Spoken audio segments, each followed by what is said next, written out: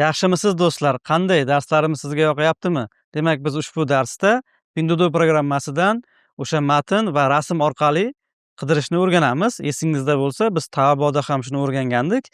Endi navbat Pinduoduoga va Pinduoduoda ham siz xuddi Taobo kabi matnlar yoki rasmlar orqali narsalarni izlab topishingiz mumkin bo'ladi.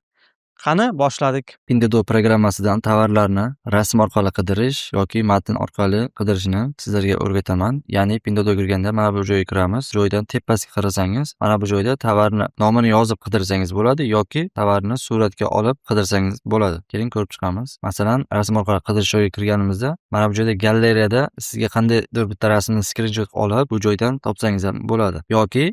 Yoki har qanday tovarni, masalan, ayolmali tovarni qidirsak bo'ladi. Mana ko'rganingizdek, bir qancha magazinlarda bu oyoq kiyimni narxi masalan 66 yuan, boshqalarda 117 yuan shunaqa topib qidirsangiz bo'ladi.